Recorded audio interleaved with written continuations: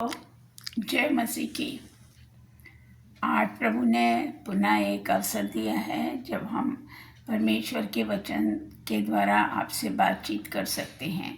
सो आइए हम प्रार्थना में चलें। धन्यवाद धन्यवाद धन्यवाद यीशु मसीह जी, धन्यवाद के साथ आपके चरणों में आते हैं। धन्यवादित हैं इस अवसर के लिए जो आपने दिया है। प्यारे प्रभु, हम जो कुछ भी बोले वो हम नहीं बोले, पर आप मुझ में हो कभी बोलिए। ये वचन आपको पसंद आने योग्य हो और लोगों तक ये पहुँचे, ताकि लोग इस पर विचार करें और अपने आप को प्रभु तेरी सेवा में अर्पित करने वाले हो सके। सारी महिमा यीशु हम आपको देते हैं, आपके पवित्र नाम में मांगते हैं। सुनिए और ग्रहण करिए। आमीन।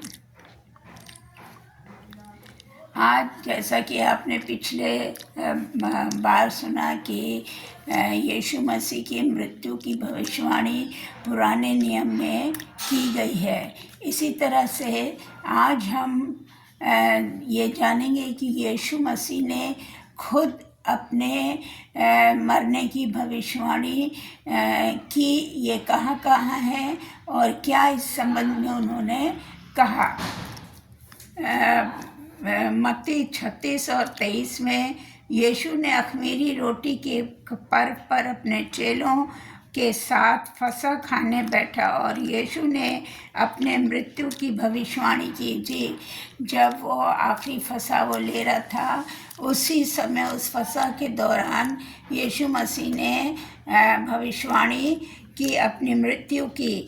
18 अगर आप पद देखें तो वहाँ पर इस प्रकार से लिखा है, मेरी मृत्यु का समय निकट है। यीशु ये कह रहे हैं कि मेरी मृत्यु का समय निकट है।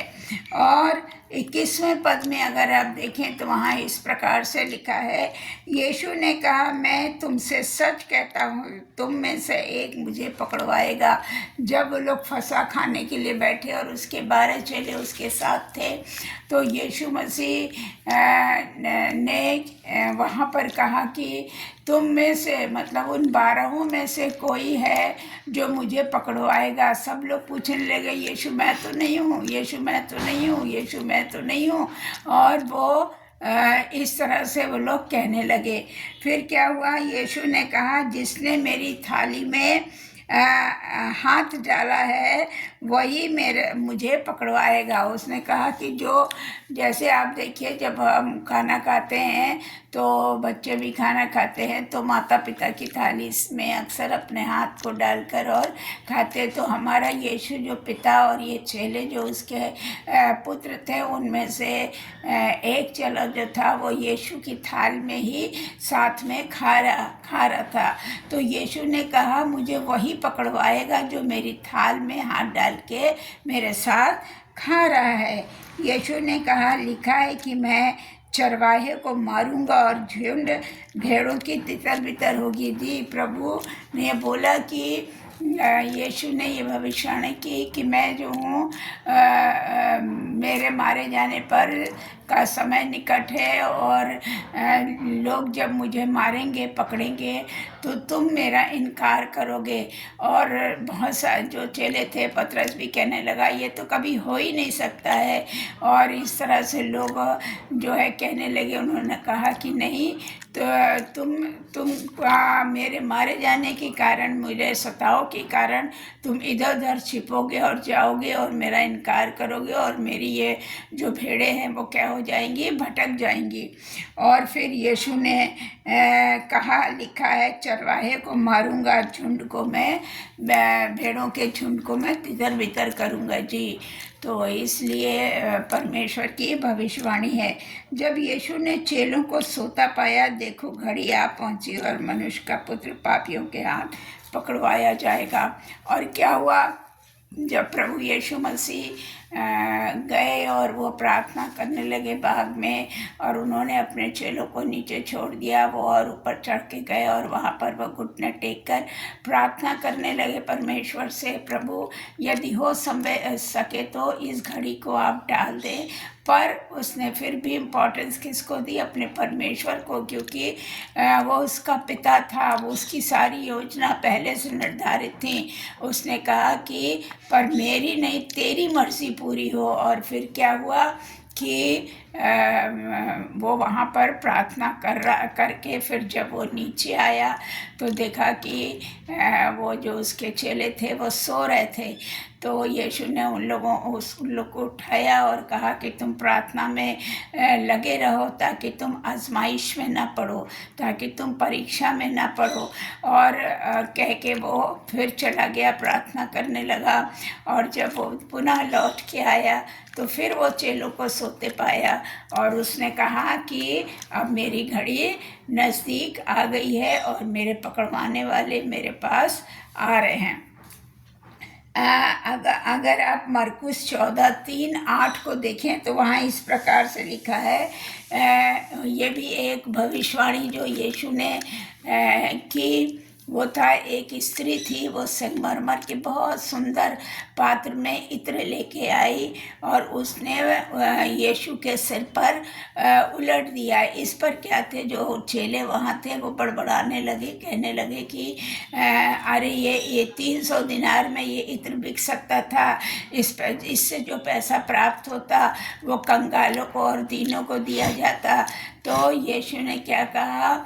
यीशु ने कहा कि ये दीन और कंगाल तो तुम्हारे साथ हमेशा रहेंगे, लेकिन मैं तो नहीं रहूँगा। और इस महिला ने जो मेरे साथ किया है वो मेरे मरने की तैयारी में किया है। देखिए इस वचन में लिखा हुआ है कि क्या हुआ, यीशु ने कहा उसे छोड़ दो, क्यों सताते हो? सब लोग जब उसे बोलने लगे, उस पर बड़बड़ाने लगे, कुड़कुड़ाने लगे, तो उसने कहा कि इसको मत कुछ बोलो, क्योंकि उसने मेरे गाड़े जाने की तैयारी पहले से मेरी देह पर इत्र मला। और जब गाड़े जाते हैं उससे पहले लोग मसाले लगाते हैं, ऐसा वहाँ का वो था।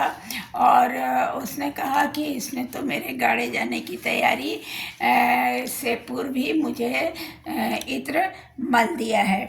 अब देखिए किस तरह से परमेश्वर ने अपने से, अगर हमको और आपको ये मालूम हो कि हमारी मृत्यु होने वाली है तो हम तो बहुत उदास हो जाएंगे, हम बहुत किसी से बात नहीं करेंगे, गुपचुप बैठ जाएंगे। लेकिन प्रभु यीशु मसीह ने ऐसा नहीं किया, क्योंकि उसे पता था कि ये परमेश्वर की इच्छा है, ये कटोरा टल नहीं सकता है।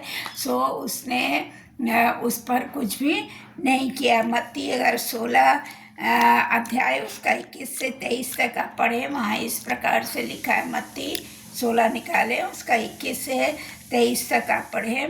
उस समय से यीशु अपने चेलों को बताने लगा कि मुझे अवश्य है कि यरूशलेम को जाऊं और पुरनियों, याजकों और शास्त्रियों के हाथ से दुख उठाऊं। देखिए ये पद एकदम अच्छी तरह से हमें बता रहा है कि यीशु मसीह ने अपने दुख उठाने की भविष्यवाणी पहले ही कर दी कि मैं यरूशलेम में जाऊंगा, लोग मुझे पकड़ेंगे, लोग मुझे सताएंगे, वहाँ के जो शास्त्री हैं उनके हाथ से मैं दुख उठाऊंगा।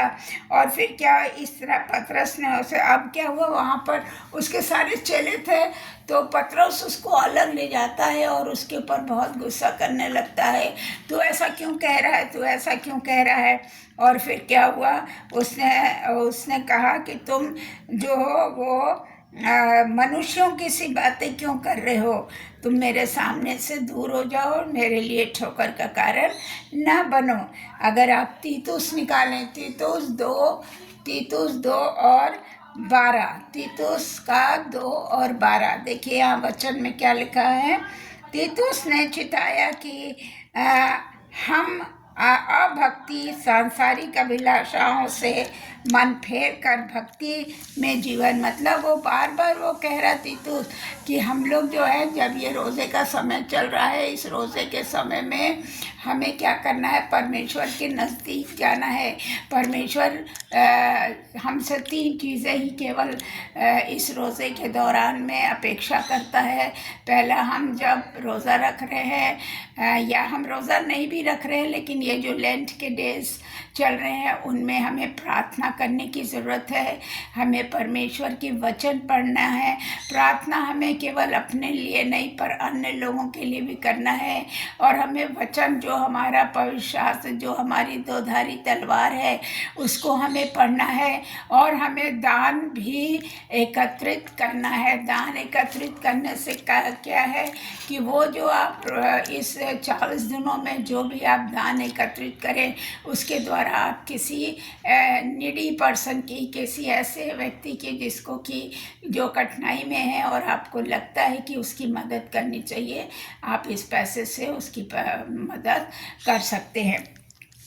अगर आप निकालें मरकुस 9 उसका 30 और 32 पद, मरकुस 9 उसका 30 और 32 पद, वहाँ क्या लिखा है? जब वे गलील से होकर जा रहे थे, वो नहीं चाहता था कि कोई जाने। मतलब यीशु ये दिखाना नहीं चाहता था। बहुत बार क्या है, हम उपवास रखते हैं, मुंह बनाए रहते हैं, मुंह लटकाए रहते हैं, अरे भाई क्या हो गया तुमको, अरे मैं क्या बताऊँ, मैं तो उपवास रखे हूँ। और तो हम शो करने लगते हैं, अपने आप को दर्शाने लगते हैं। लेकिन यीशु ऐसा नहीं चाहता था। वो नहीं चाहता था कि किसी को ये मालूम हो, और अपने चेलों को वो उपदेश देता था। उसने कहा कि मनुष्य का पुत्र मनुष्यों के हाथ पकड़ाया जाएगा और वे उसे मार डालेंगे, और मरने के 3 दिन के बाद वो जी उठेगा। ये उसने कहा। देखिए, उसने जीवित होने की भी भविष्यवाणी पहले ही कर दी यीशु ने। तो इस तरह से परमेश्वर ये चाहता है कि हम उसके चरणों में आएं, हम उसकी आराधना और उपासना करें और उस दुख को महसूस करें जो दुख उसने हमारे और आपके लिए उठाया। वो मारा गया, उस पर ताड़नाएँ पड़ी तरह तरह से, तो और उसकी मृत्यु हुई, लेकिन प्रभु परमेश्वर ने उसको जीवित किया और वो तीसरे दिन मुर्दों में से जी भी उठा। और मत्ती 17 उसका 22 और 23 पद आप देखें, वहाँ लिखा है, और वे उसे मार डालेंगे और तीसरे दिन जी उठेगा। इस पर बहुत उदास हुआ।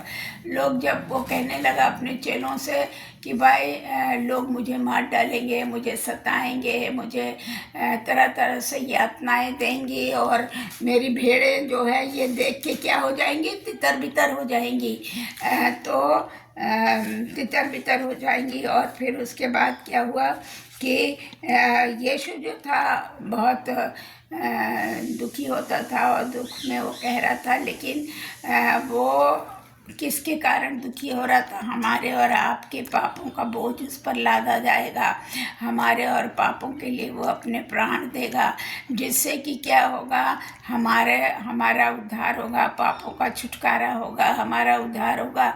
सो हमें उस कष्ट को महसूस करें। अगर आपको थोड़ा सा भी कष्ट होता है, कहीं सुई चुभ जाती है, कहीं चोट लग जाती है, तो हम क्या होते हैं, बहुत ही उस चोट को जो छोटी सी है हम बहुत महसूस करते हैं, उसके बारे में बताते हैं। पर हमारे प्रभु यीशु मसीह के बारे में सोचिए, जो जिसको किस तरह से ताड़नाएं दी गई। और आगे के इस वचन में भी हम जब जाएंगे तो हम आपको बताएंगे कि कैसे परमेश्वर को सताया गया, कैसे उनको पीड़ाएं दी गई। मरकुस 14:34 आप निकालें। मरकुस 14:34 देखिए, वहाँ लिखा है, यीशु जब अपने प्रिय चेलों पतरस याकूब के साथ गतसमनी में था तो उसने कहा कि वो बहुत उदास था। उसने कहा कि भैया ये तो बहुत मुश्किल है और घड़ी है और मैं इसको कैसे वो, लेकिन वो जानता था कि ये तो होना ही है, ये परमेश्वर ने उसके लिए सुनिश्चित किया था। सो इसलिए मेरे प्रिय भाइयों, मेरी आपसे ये निवेदन है, उस दुख को आप अपने लिए महसूस करें। उस स्थान पर आप ये सोचें कि अगर आप को इतना हो, हम तो अपने भले हमारा परिवार हो, लेकिन हम जब दुख में होते हैं तो हम किसी और के दुख को नहीं ले पाते हैं।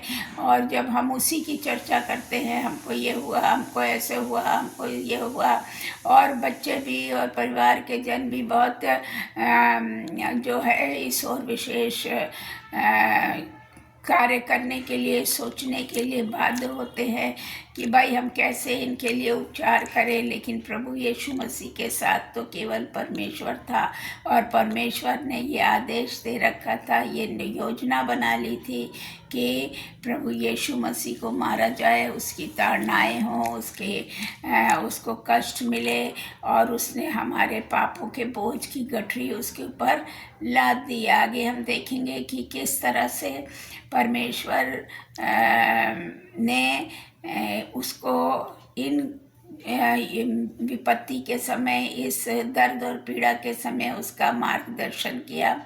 और अभी आपने सुना कि किस तरह से यीशु ने अपने जो है मृत्यु की भविष्यवाणी नए नियम के अंतर्गत की।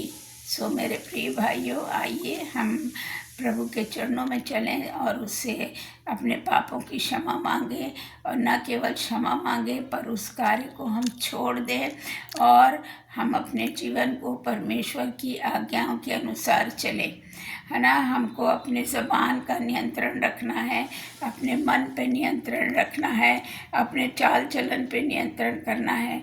तो इस तरह से उपवास के दौरान शायद हमें ये सारी चीज़ें करनी चाहिए। परमेश्वर भी हमसे यही चाहता है। सो प्रभु को धन्यवाद हो इस वचन के लिए जो उसने दिया है, जिसको मैंने आपके साथ बांटा है। प्रभु का इसके लिए बहुत बहुत धन्यवाद हो। आप सब अपनी प्रार्थनाओं में मुझे और मेरे पति रेवरेंड हर्षित नूरा को भी स्मरण करते रहें, क्योंकि जो भी बल हम लोगों को मिलता है आप सबकी प्रार्थनाओं से और प्रभु की दया और अनुग्रह से मिलता है। सो प्रभु को बहुत बहुत धन्यवाद हो। Thank you Jesus, thank you Jesus, thank you Jesus.